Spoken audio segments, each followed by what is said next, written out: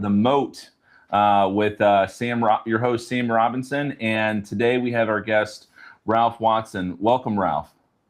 Great to be here. Looking forward to this. It's exciting.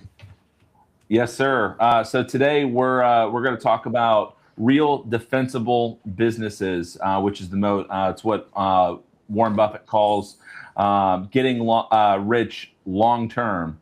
So we are live right now on the show. So I'm going to go ahead and quickly get in, share a link both to our website and our piece here. So, and then as we go through here, those that are watching, feel free to drop a comment, ask questions. We'll have live call-ins as we go on here. So with that said, let me go ahead and just drop the link here, and we'll get started with our show. Okay, let's see. Put it in the chat. Perfect. All right. So today, Ralph, we have a couple current events, and so we're talking about what that means to businesses, what's going on in the business world, how we can continue to make our businesses defensible given these current events. This is not a news channel, but it is a channel to help not only bolster your business, but also pull the right levers to continue to scale your business, regardless of what's happening. So this is both strategy, tactics, and real life advice. Yeah. So even though it's not a news, we want to keep it current. And correct. The news tends to drive business owners and what grabs their attention and what floats to the top of the pile. And Sam, this whole Iranian issue and the oil embargo and everything else has got inflation heating up. And so I'm sure that's a question that, even though it's timely and it's newsworthy or news-based, something that you might want to address to our audience here today, and how they can make their moat more impervious. Exactly. Great question. I think a caveat to that in talking about both inflation and these tariffs, each business is affected differently. So if is a broad statement, if I'm trying to manufacture something, I may not even be able to get the shipment that I want. Nevertheless, pay for it. Or maybe I've got the shipment coming in, but the price is now increased significantly, and the margin that I had in my business, the profit that I had in my business, is no longer evident. And so the question is how can I make my business defensible, continue the profit, continue the bottom line without saying, hey, we're just going to lay everyone off and we're going to decrease production. That's one side. From a technology standpoint, that's affecting those companies differently, depending on what sector. If you're working in the public sector, they're waiting more as a seasonal. If you're doing more essentially governmental contracts, you're at a seasonal level right now.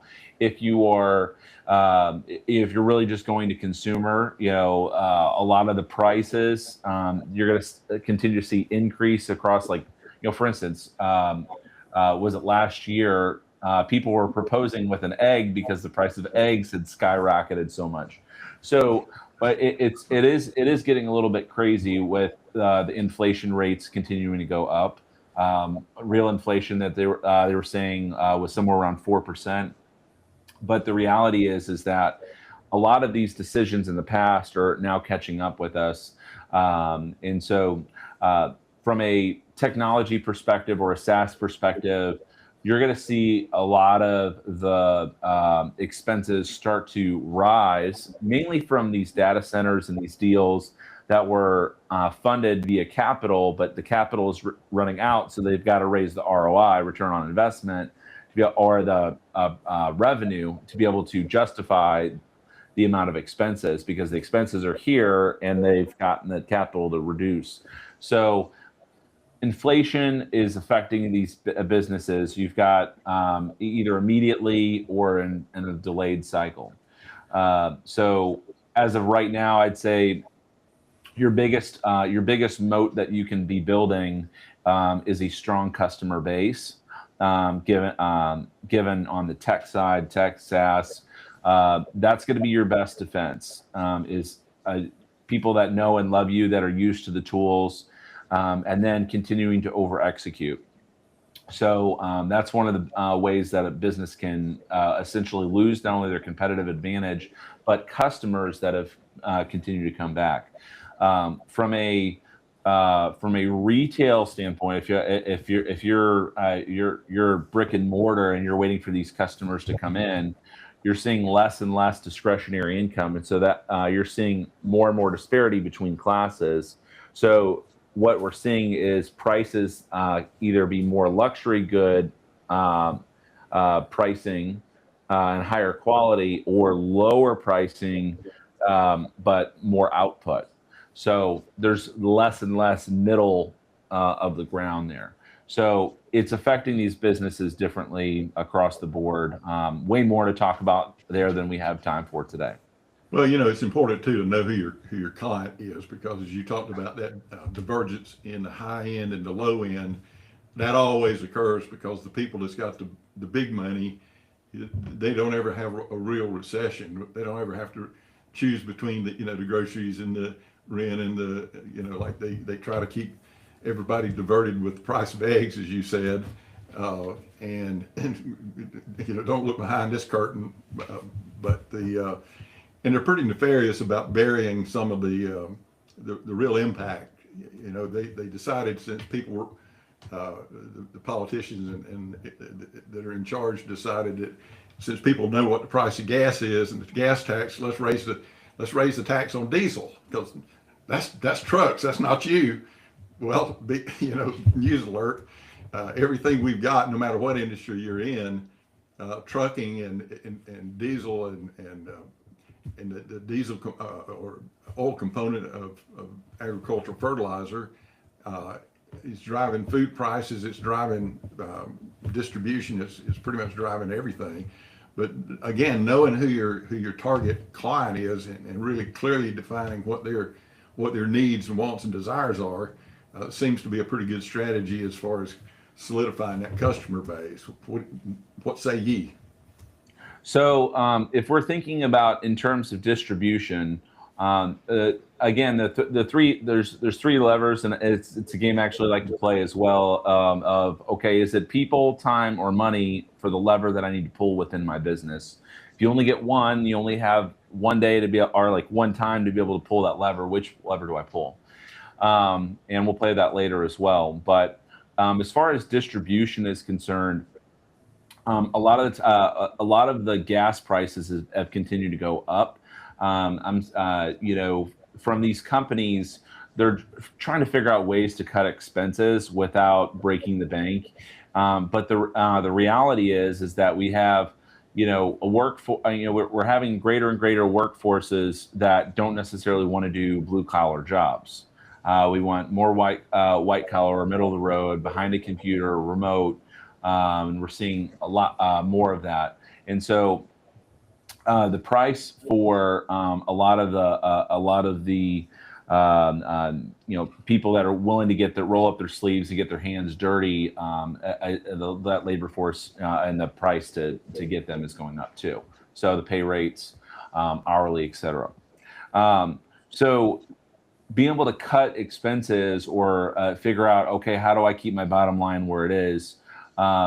There's actually, I actually think this is an interesting one. There is a Japanese soda company, I forget the name of them offhand right now, that have run multiple ads of deep apologies because the price of their soda, even though it's like so stinking low, it has gone up just a little bit. And so they took they not only did a video, but they also have a picture of their apology of everyone bowing down saying, we're so sorry for raising the price of the soda.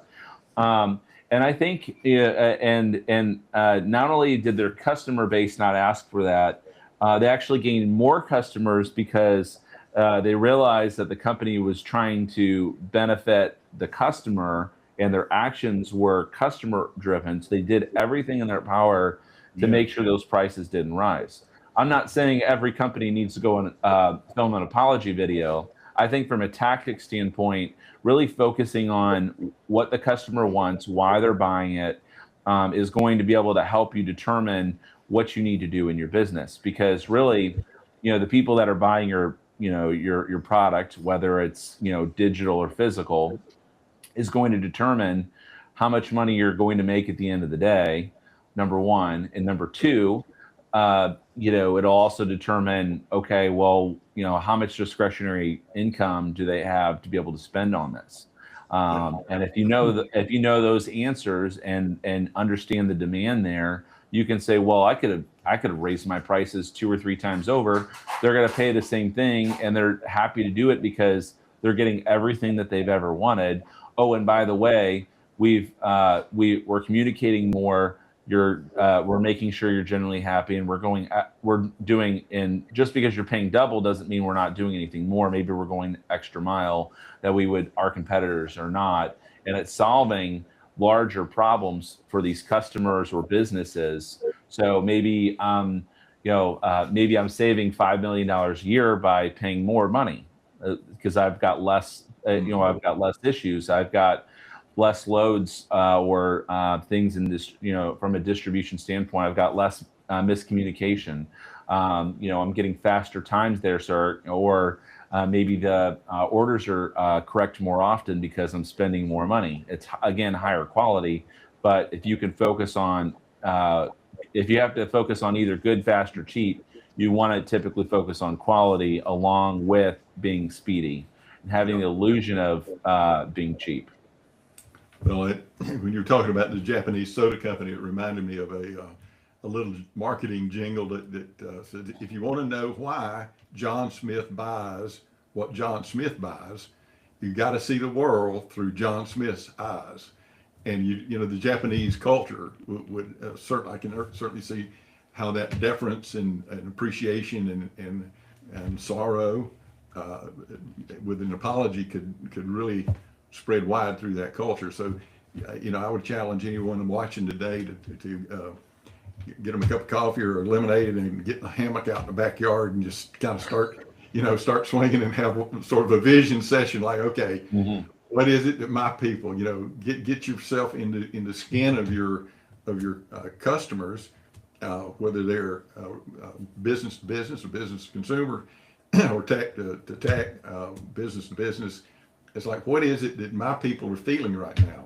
What message if I were them, what message would I want to be hearing? And really spend some time in that quadrant 2, the important but the not urgent, because too often we get caught up in the quadrant 1, what's important and urgent, and it's putting out fires, and we never have time to get over into the contemplative and meditative and creative side to say, wait a minute, what business am I in? Why am I in it? Who is my customer? What do they really want? How can I provide it? And that talks about innovation. We may get into that a little bit later in the show today as well. But that's exceedingly important to and I think it's also important to note, Ralph, that there's 2 different ways in which you look at it, right? With the Eisenhower matrix that you mentioned, you got urgent and important. One of the things I realized early on in my career is that when you have a lot of eyeballs on something that you have automatically becomes more important. And so one of the things that I built early on in my career was an attention-based model. And so it added a third aspect. So you got urgent and important. So if it's more important and more urgent, and then we have a bunch of eyes on it, it's going to naturally push it closer and closer to, hey, this is actually more important, because even if it's not as important long term, it's maybe a C priority. I've got a lot of people looking at this, which, guess what, affects, if you're a larger company, it affects shareholder value. If that company is like, okay, well, it really wasn't that important, like, why am I focusing on this? This is not part of our goals. This is not part of our vision. This isn't what we do. but if you have a lot of people paying attention to it, it becomes important. So I'm not saying, hey, just because everyone is paying attention to this, that is, something you need to treat with an A priority. You still need to treat it like a C priority, but you need to address it. And because you need to address it, means you need to do it earlier. And so then you would have maybe an A priority. So it could be considered noise. Steve Jobs mentioned the noise, and he only focuses on the top 3 priorities. Well, those top 3 priorities end up getting set based on some of the noise from before. Okay, well, maybe he was designing the smartphone or was thinking about the smartphone and that other device. Well, maybe other people are not even thinking about that, but he still made a lot of money being able to do that, and focusing in on those things. He could have focused on a lot of others. So again, you have to juggle both of them. Don't consider all the noise as important noise, but when it's tied to things that are both urgent and important, then it becomes a problem you need to address. Yeah. Well, and again, we're not trying to make this a news program, but I just saw where Elon Musk and Mike Rowe have thrown in together to create a training program for the trades. And I think a lot of what Gen Zs are realizing is, you can make just as much as a plumber or electrician if you're doing it right, than you could if you had a 4-year degree and out here butting heads in a saturated labor market. So those are innovations, that we all need to be becoming aware of. That the trades are coming back, and they're not necessarily something today I can go out and fix your dripping faucet or your clogged up toilet or your lights that went out and won't come back on. Not yet. I guess if you keep at it, you'll have it. But so I will say it is really interesting, Ralph, on that point, with that labor market. Now, the amount of innovation that's happened since 2022 through now is said to be a little bit over 100 years of innovation.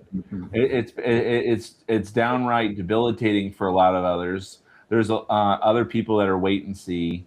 There's others that are like, I don't even know what it can do, and other people are just treating it like, a companion that I can just have conversations with. So the question is like, what are we actually using it for? One really interesting use case that I saw, because you had mentioned Elon Musk, was his robots. There was a comparison between, so they had all these boxes that were coming down. They had to sort them and move them onto a conveyor belt. Let's call it, it's like you're maybe at Amazon location trying to sort boxes, or maybe you're at another facility sorting boxes. The human was able to sort boxes faster than the robot was. However, there, 2 things came up. The first one is that it noticed that the human got breaks. And because the human got breaks, the robot was able to catch up with the human. Now, that's just right now. Nevertheless, 3 or 4 or 5 more years of innovation, being able to be more effective. The robot was able to catch up. Now, one person did mention in that commentary from that video that something, it was something to the effect of that, that robot is going to need to be charged, right? They're not gonna be able to, be infinitely working until they're charged. And then also on that same piece, like, what about the batteries? How expensive is the robot? Is this really something that we need a robot for? So we're asking those questions from the standpoint of, okay, hey, is this business, is this business defensible, and I don't need a robot to do it? Maybe we go and hire robots for very dirty jobs. It's like, okay, well, maybe there's a sewer issue. Right. Dirty, I call it dirty and dangerous. So dirty and dangerous jobs. So if maybe I don't want to necessarily risk my life, climbing into a sewer that may fill up with water in the next moment and I get swept away. We already have robots diffusing bombs as well. So or in times where we've got hostage situations, we've got drones. Right. So there's I call them dirty. You got dirty and you got dangerous, and Right. so in my opinion, I like them for dirty and dangerous jobs.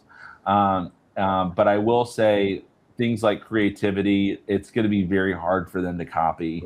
There's too many other things to think about in regards to that. But yes, those When are you were good. talking about that, I was mentally going back to the Lucille Ball episode where she's packing candy at the candy factory, and she ended up trying to eat them enough because the line sped up on her on the old I Love Lucy. And I may be, with all the Gen Zs on here, they don't even know who that is.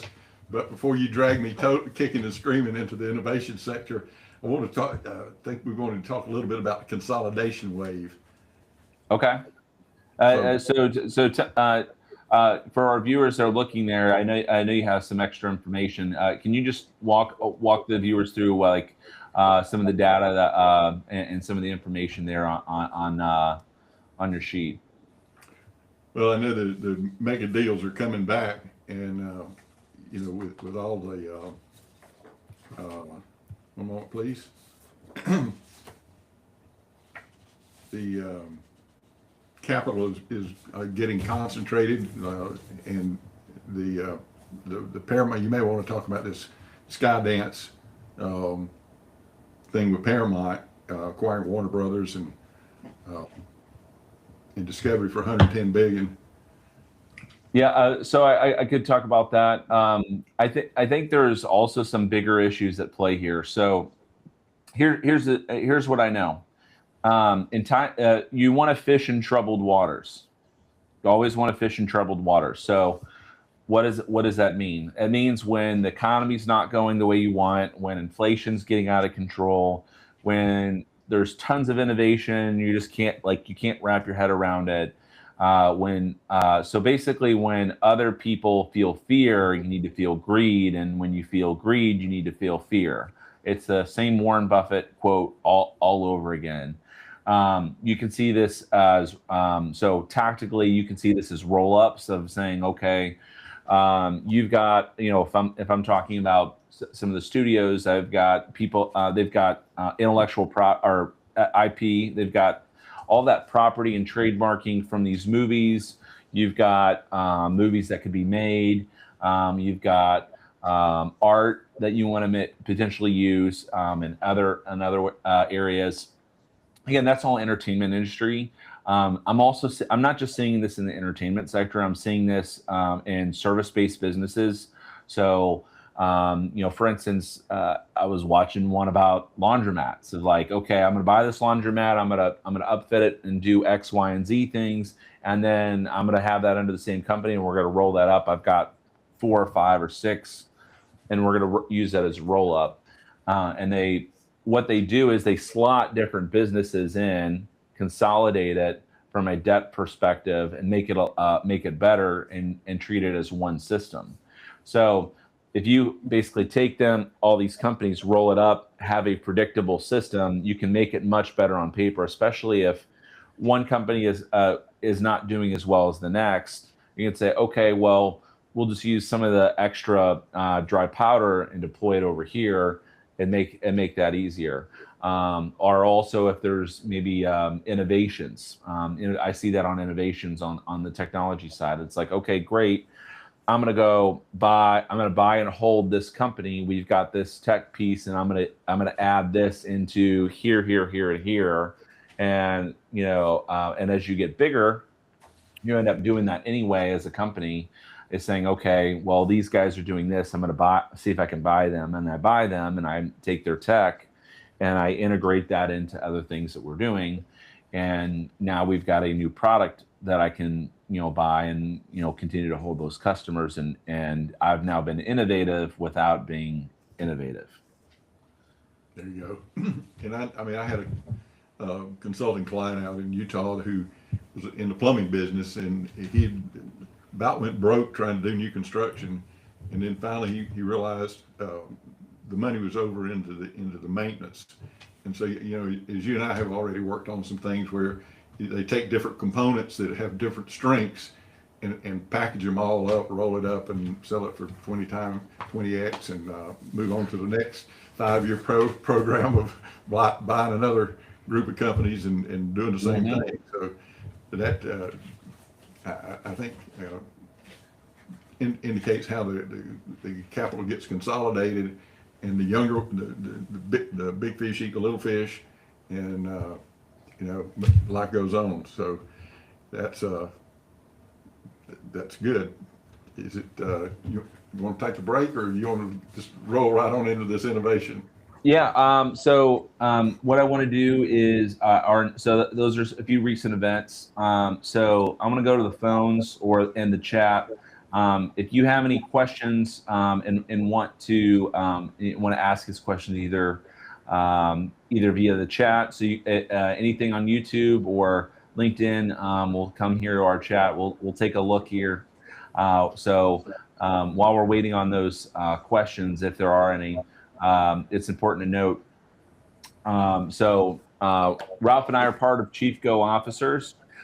So we help make defensible businesses by scaling them, figuring out what levers to pull when both from a fractional leadership capacity and using both human intelligence and AI to really scale a business fast.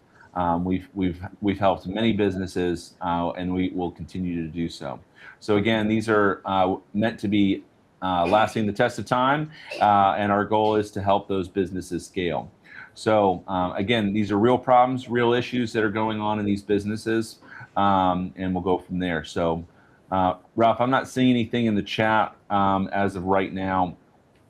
One question that I would say that I'm asked more often than not is, you know, is this AI thing here to stay, and how do I actually use that in my business?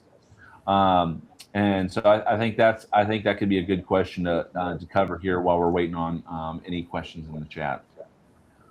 So what are some thoughts you had on that based on some of the clients you've talked with and in our discussions? Well, from my previous experience, Peter Drucker said there's only 2 functions of a business: marketing and innovation. Marketing, innovation, making money. Everything else is a cost. And in saying that, he kind of swerved into this idea of outside perception and internal reality.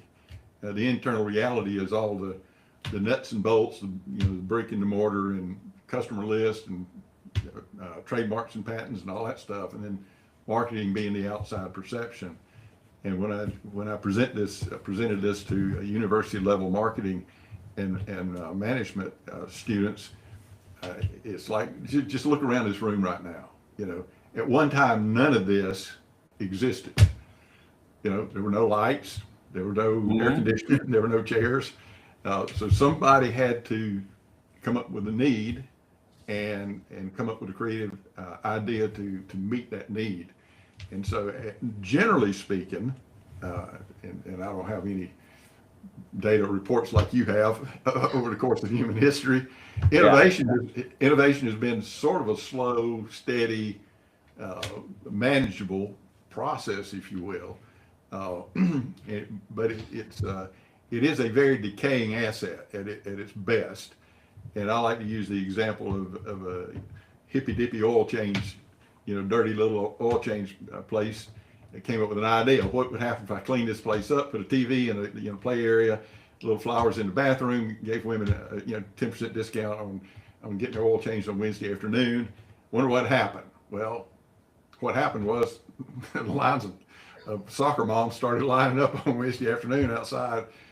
Well, you'd like to think, oh man, this is great, but 1 week later, the dirty little oil change center down the street, half a mile down the road, has done the same thing. So although they say imitation is the sincerest form of flattery, when somebody steals your great innovative idea, it's not so comforting. And so what we're really living in right now is a innovation runaway. It's just flooded so fast, nobody knows what to do, what questions to ask, where to turn. You don't know if you saddle up this horse, this morning, he's not going to get shot dead, by some innovator coming at him from another angle. So whether it's Claude or whatever, and this is kind of an internal question too, for, how do we as an AI company strengthen, broaden, deepen our moat and throw more alligators in it, to make sure that we're not the one that got out innovated. So I'll pitch the ball back to you since you're our AI guru. Thank you. I appreciate that. So I consider myself a normal person that's just that originally considered AI a hobby, but then ended up it turned into a passion, and then ultimately into a study. So here's what we're going to see with AI. It's here to stay. It's pretty obvious that it's here to stay at this point.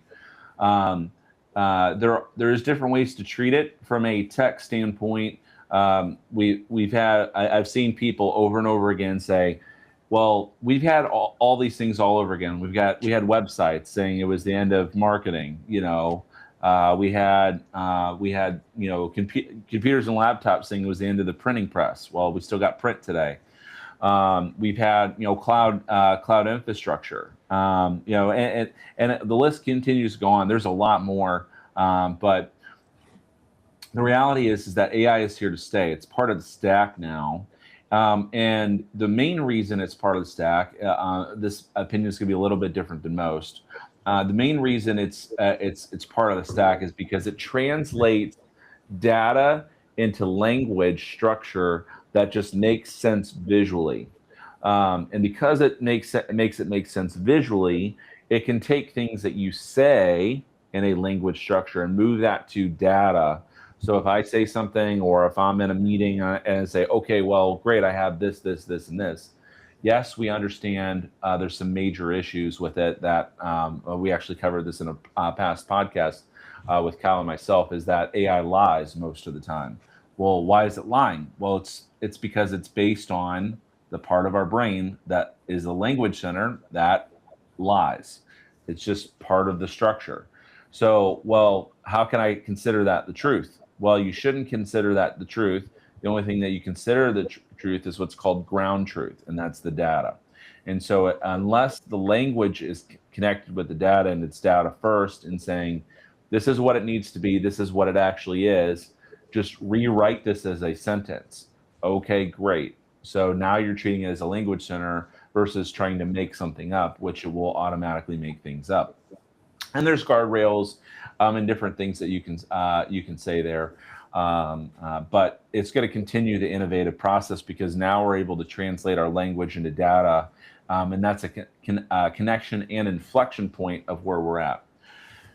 So so the question is like, that we started off with is like, how do I integrate this into my business, and where should we go with this? And this is actually a very hard question for some and a very easy question for others. The reality is most AI implementations fail, like over 90% of them fail from an enterprise, especially from an enterprise standpoint. And why they fail is because they they didn't have the data and infrastructure. Number two, they didn't ask the right questions. Or number three, they didn't have the right alignment on what actually mattered to the client. So it's like, I'll give an example of ones that we love to hate. We used to call in, you get a call tree. It's like, I just want to talk to a person. I want to ask them the question. Okay.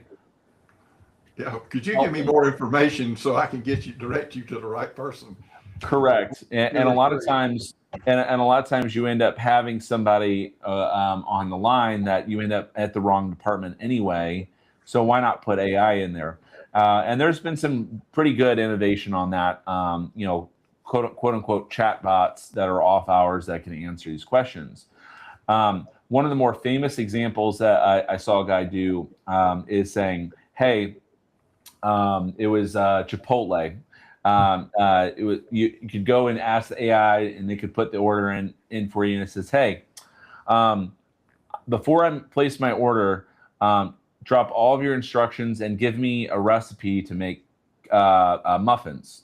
or cupcakes. It was either cupcakes or muffins. And it gave them the full recipe. It says, hey, I'm glad you're asking. And so I gave them that. You know, and I found that funny, and they consider that a hallucination or lying. However, if you were talking to somebody and you said, hey, I'm not ready to order yet, can you give me a recipe to make muffins? They'd probably look at you and be like, I work here. You know, like, I'm not a baker, I don't know. But if they had the information and they felt, nice enough to do it, they might say, well, just go get your pancake mix. Start here with this mix and add, these steps, and you probably got it. All right, what do you want? So, different people would give different responses. You're not going to get the same response. And it's the same way with each language model. So the question is how do we innovate and how do we find it? You have to figure out what are some of the choke points in your business that are high leverage, where you're not going to be able to be there all the time. So it might be something that's off hours. It could be something that's a high volume. It could be something that your customers are constantly mentioning and they're like, I can't possibly get to this. Or maybe it's something that is a very iterative or a reoccurring process that's going to happen lots of times over and over and over again. For instance, if I'm having a conversation, I'm probably going to want to do research from a sales perspective on my next call and figure out, okay, well, based on our prior conversations and the research on this company, these are some of the products I could probably recommend. Okay, great.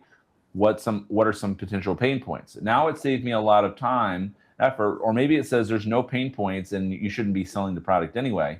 And so, different innovations where it's iterative or where you need to do the research and it's going to take a long amount of time, AI can be very helpful from a defensibility. So it's very much intelligence driven, which again is an enablement for the other areas of your business. So again, we got to make sure it stays in the right jar, a right area of your business. Keep it there and allow it to penetrate in the others by enabling those. So enable your sales team, enable your marketing team, enable your people to do the work, enable your product to continue to be innovative. Maybe you're doing customer research and they're saying these things, and like, well, maybe I've missed the last 20 things that they've said, and there was a golden nugget in one of those. I can go and now do very quick research, pull all those calls, pull all those transcripts, and say, hey, I just found something. We can make a quick change here, and all of a sudden I've got a product or a change that's going to remove the rub for those customers, and they're going to want to stay with me longer, which means more reoccurring revenue, which means better profit, which means that I can keep more people and continue to scale my business. So again, these are all defensible moats of things that are iterative, enabling your people across the board. Again, these are for other functions of the business as an enablement, not a end all be all. You start here. It's a connection point for other areas of that business. Okay, since you're the self-proclaimed guru of at least of Go Officer AI, and without giving away any secret sauce, but how do we as a company, or how have we as a company put innovation in the way our AI model works? I know you shared with me one time that you read an article about 10 things AI cannot do. And I know we can't find that report yet, but when we do, we'll drop it in the chat. But you were able to go back and create some tasks for the Chief Go Officer AI to perform based on these 10 things. And as I recall, you said that it was able to do all of them without any modification in the system at the time. So take a minute, toot your horn if you need to. But this is important. Because it's everybody's got AI, and nobody knows the difference between A, B, C, D, E, F, and G. And so without knowing what the unique value proposition is, what is it that Chief Go Officers can do quicker, faster, stronger, more confidential, and how has that been bred into our AI? Great question. So you got a couple there, but the biggest one is from, so let's say, for instance, I've got access to all the major models, all the really cool stuff. Just this in the last week here, we've Claude released a new model, Fable 5. Everyone's talking about it. These are new models that are being released, and the reality is that we assume that our clients already have access to things like that. Okay, and even if they didn't, they probably have their own ideas about how their business should work. The biggest issue that we're seeing across the board for all these AI companies is, number one, it's quote unquote general intelligence or access to intelligence that they didn't realize they had. And the biggest issue we're seeing is that there's becoming a level of intelligence that is eventually, or in their mind, is eventually going to be free. So like, for instance, I have on my phone, I can say, hey, I've got a local model. I can ask it questions that's local and offline, and I've got answers to questions that I don't even know I'm going to ask, but I can still ask it the same question. Maybe it's something about my business. Maybe it's a different category. Either way, the point is that you're going to see this base level of general intelligence. What's going to come out of that? And again, Claude. Kyle and I talked about why Claude is Anthropic specifically is pausing, or quote unquote pausing, even though it's not. Pausing is because there's a level of specialized intelligence, basically intelligence that's translated to real outcomes. The only thing that matters in business is the real outcome, the bottom line. So if you can't translate that to the bottom line, you're not going to make money. Simple as that. And so there's many examples of this. One of my favorites is that there was a guy on LinkedIn. I'm not going to name his name. He actually did he did his own study. He actually had, I'm not going to say what model. It's a very recent model within the past 6 months here. Do all of the marketing, did the images, did the copyright, basically did all the graphics and tags and everything like that, and had that and put it out there. Okay. Compared to all the manual work that he did, okay, he's like, well, hey, it can research, it can pull all this information down. It's going to be great. I've got more information to go on. It looks great. We're going to put it out there. We're going to see how it does. It's probably going to do better. Put it out there, much, much, much, much, much lower performing compared to his base level that he was already at. It lost him tons of money. It like the amount of effectiveness had gone down drastically. It was less than half, much less than half. Maybe not much less, but it was definitely less than half, like 48%, or something like that in the 40s. And I said, okay, well, if that's general intelligence and everyone's got access to it, that also means that your customer base is going to have the same level of access. I can screenshot the advertisement and say, hey, was this made by AI, and do they actually care about me? Yes, it was made by AI, and okay, well, if it was made by AI, you may have a certain opinion on that one way or the other, and may decide not to. The second part is from a psychological perspective of, and Kyle and I talked about this, for AI generated answers, it's got structure that's much easier to read. We talked about papers that were graded between two different times, and feel free to go back to yesterday's for that. But the biggest issue was the format. And so, in my opinion, I like using AI for the format of the final text, not to come up with the answers. So I have the specialized intelligence and specialized ways that I can say, let's look through these 1,000 things. We can do it very quickly and use math and scientific methods to come up with the real answers.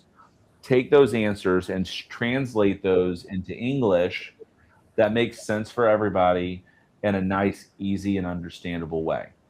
And I think that is a proper lane for AI, is saying, hey, let's make this easy to understand. I actually say, treat me like I'm a third grader. There's famous ones on there that say, treat me like a fifth grader, like so easy a fifth grader could do it. I like a third grader because I realize in business, when you're talking about things, not everyone understands the technical language. And if you don't understand the technical language, it's better to be on the shy side and saying, hey, this is just broad language. We can talk specifics later. Great.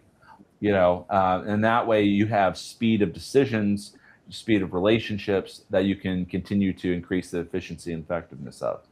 So again, specialized intelligence, translating that to real outcomes, using evidence-based approaches for grounded data, and those grounded data should be based on correct philosophies and approaches for that, and then translated to English and language that makes sense in either a report style format or a summary format or whatever format that you need it as on the end.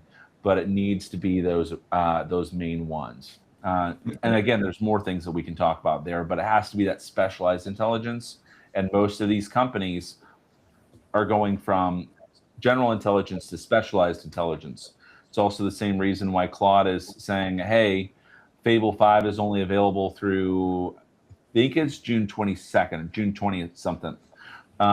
And after that, you've got to start paying money for every time you're sending a message and it's sending a message back. I understand, but in the same respect, it's we're going to start to see that age decline very quickly of the access to the level of intelligence that we were hoping to have. So we're going to see that baseline. So you have to have the competitive advantage. How do you get the competitive advantage? You pay for it. These are, and my question, I had the same question. I mentioned this on the last podcast too, but the people in data centers, people in these larger companies, I ask a question about the monetization and essentially the gatekeeping of information and paying for that information. And the reality is it's going to be here before we know it. And we're just in the Wild West right now, and it's going to be ending very quickly. Yeah. Well, since you mentioned early on, and this might be circling back to come back, about the impact of the economy and what have you. You and I are both living here in North Carolina, so we know about Duke Power. Maybe I shouldn't have said that, but we're getting rate increases, and it turns out that a lot of this is because of the data centers. And I understand there's some legislation in the pipeline to start charging the data centers for the actual electricity or the impact they're having on the overall. But switching gears here real quick, that might have been a horse I shouldn't have jumped on right at the moment. But well, the reality with that is the amount of electricity that's needed. So I don't necessarily think it's a Duke Power problem. I don't think that's really related to Duke in that capacity. But the reality is that if we want to be able to use the intelligence, it's going to be very expensive. That goes all the way on both ends of the spectrum. So there's companies that are rehiring people at lower rates because they realize that the AI is more expensive than the person that they've hired. So they're saying, we're not going to use this. There's also companies that are putting limits on the amount of tokens that they can use, which is the amount of messages plus, XYZ with the AI, saying, okay, I only have so much. Now, what do I do now? And so there's these limitations that are being put on the tech side because they don't want to pay for it. And then also because of that draw and the amount of people that are using that, saying, hey, I need all this electricity now. Well, all this, the manufacturing process hasn't caught up. I can only build these things so fast. I don't know how else to build, get you electricity. Yeah. Best of luck to you. So there's different plays across the country to get the electricity that's needed. Yeah. And so maybe that's not I don't think that's a conversation for right now, or we have enough time to talk about infrastructure issues. But at some point. I understand this is an issue, power companies across the country, but I respect your position there, and maybe we can end with this one. I came out of the management consulting industry where we specialized in small business owners, and most of them were in the blue collar area where they had a real strong technical expertise, whether it was plumbing or electrical or even brain surgery. Had one in a major hospital, but how can, and I know that if two consultants went in, or two analysts went in to the same company and did the same analysis, we'd both come up with pretty much the same issues, but not exactly. So how would, and this is just personal information from me maybe, but how do you see AI working in the area of business analysis within companies and all the areas of issues that they have to deal with? Great question. So here, this is actually one of my favorite quotes regarding business. Is actually from King Solomon. Is that there's nothing new under the sun, and because there's nothing new under the sun, or at least my thought is that okay, it's the same issue but a different flavor and a different time with a different context, but it's still the same issue. And so my goal, I set out 13 years ago, is to figure out how many issues there were, okay, potentially like major issues. So I'm not talking about the fine granular one, and then apply the context to it. This is not general intelligence, but the problem is that we can only hold, and I know I'm limited by this as well, is that I can only hold about 2 or 3 major things in my head at a time. Our system can handle hundreds of thousands more than that, and understand and debate the context between it and really come out with the right outcomes. And then take a mathematical approach to decide which outcomes need to get funneled up to the top and be decided on first. So the real way to go about doing that without AI, if I had 2 consultants in the same room, I would again expect not the exact same answers. I would expect 2 different flavors. And in fact, some consultants that have or people that have been working on something for a very long time say, hey, this is your real issue is not this, it's actually that. Sometimes it's the question behind the question, but until you have the experience, you don't really understand that. So if I have disparate levels of experience in an area, it's perceived that the person with more experience is you need to pay more. Well, the other issue is that the person that doesn't have as much experience may be more right than the person that has more experience, or traditionally not at all. So we'll see. But the person that has less experience, maybe they have more experience on the brand new things, and they actually understand the issue because they're close to it, and it's the only thing that they've dealt with. Because it's the only thing that they dealt with, they spent significantly more time in that area than the person with more experience. So to answer your question, if I have 2 consultants in the same room, I have to take both of them with a grain of salt and assume that there's going to be something that's not right. And the question is, what's not right in that report? And so take it as it is. And on that same note, just because you have more experience and just because you have more pieces of paper and just because you have more people in the same room does not necessarily mean that you're more right. That's where the consultants came up with the thud factor, like Correct. That's got to be the one that's right because it's got more paperwork in it. Correct. Yeah. So it's considered confirmation bias because you've got more paper. So the only real thing that matters. So let's say, for instance, I'll give you one of the examples that I like to say. If I have a ship and it has a hole in it and I'm taking on water, okay, and I hire a team of consultants that say, okay, hey, here's the hole. You just need to plug it up. I say, great. but I'm in the middle of the ocean and there's nothing to plug it up with. Should I have hired the consultants, or should I have immediately started patching it? Okay. So again, it's on context. If I'm in the port, there might be other things that I can do. Yeah. Like, let's go patch it, pour this water out, get all these teams on there, and get it figured out, so I'm not sinking in the port.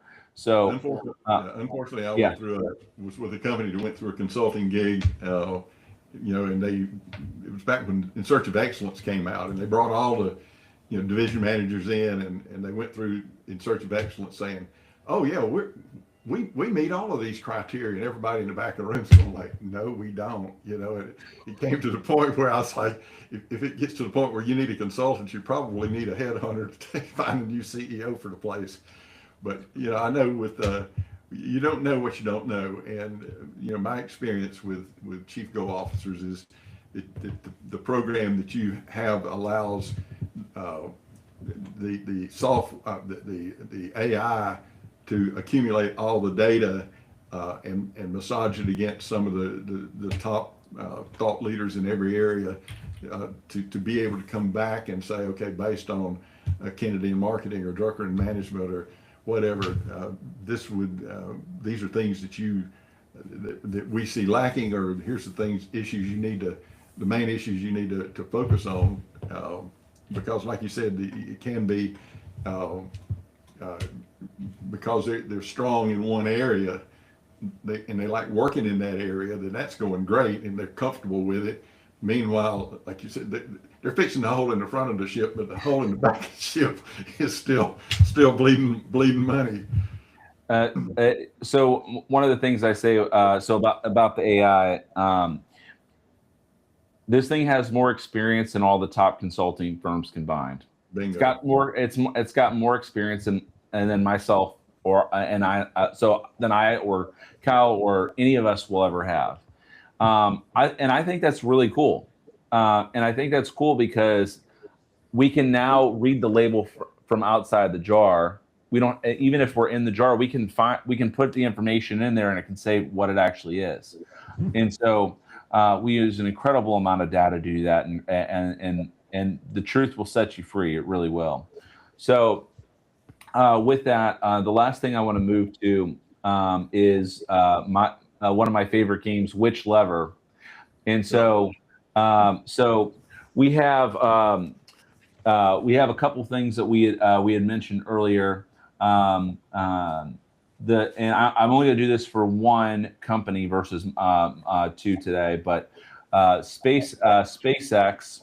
They have this whole roll up that they're doing, this IPO that we're doing, and so the game is which lever do you pull? So as of right now, they've done capital raising in the middle of doing different things with that, and so either time, money, or people. Okay, let's assume they've already had the IPO, they've got all the money, they've done the raising. And now that you have the money, what do you do with it? Okay, so let's assume we're in that neck of the woods with the new IPO with Elon Musk and his company. Which of those three levers, time, money, or people, would you pull, Ralph? Well, if he's got the capital to put the SpaceX up, put it into researching new satellites and capabilities for satellites to put them up, and new ways satellites can be used for money. Yes, I was. You've already got the money. Yeah, as I say, you've already got the money. So it's either time or people. I'd say you need people for the engineers to put all that together. I stepped on the answer there, but take money off the table. I would say the correct people, the right people. Yeah, right. Exactly. And so my take on that is, you've already gotten the money, and the question is, what do you spend it on? Okay, and what are you going to do? It's going to be the people. You have to be able to get people in the same room. You have to get top level talent to be able to go and do the things. It's like the product's not going to build itself, And even if you have the AI, you're going to have the people build the AI or the robots or the next thing. And even if it does, you still have to spend money on the robots and on this intelligence. And even if it is, they have new AI that can go and fix itself, supposedly. More on that maybe in a different podcast. But you've got to be able to spend it on the people to be able to get the products and the things built, because you've got promises that need to be delivered. So maybe you're going to acquire more customers, but now you need to be able to deliver on that promise. So they have to be able to deliver on the promise. So this is going to turn into a people problem very fast. I would say I wouldn't do a mass hiring. I would have very specialized teams of people in their own pods, really special, really working on special projects. So that way they can move very, very, very fast. And more, you don't want more cooks in the kitchen. You want less, and so you want specialized projects and modules. That's going to be their ticket to really be able to scale that up. So, all right. Another thing we've been discussing that's be for the next future episode is how does all this fit into the merger and acquisition arena? Because if the person selling, they've been running it for the least amount of profit on the bottom line, and now they want to sell it. All of a sudden, they got to recast their financials and take everybody's Cadillac and Country Club off memberships, off all the toys off the company, and try to find something that will work in a selling capacity. And on the other side of the table, the acquiring company needs to know what kind of people are we getting, how's the culture going to look like once we're done. So I won't get on that soapbox because the clock's running out on us. I think of many of these M&A companies as mechanics. It's like the car rolls in. It's like, okay, well, what's under the hood?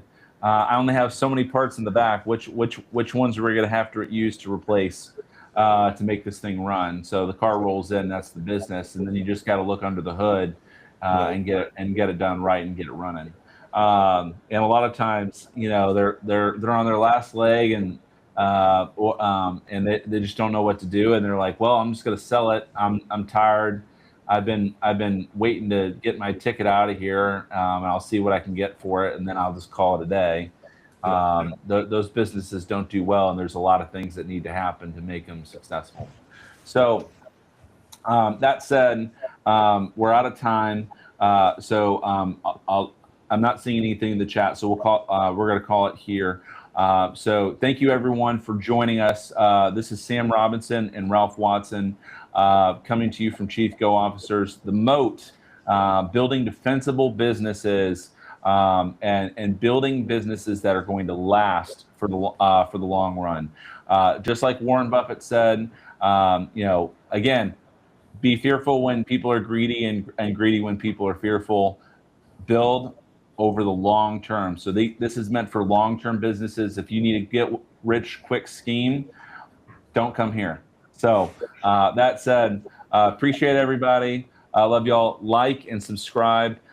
Feel free to listen back to anything that we've had in the podcast. We're going to be here on a weekly basis. So like and subscribe. Appreciate y'all. Have a good one.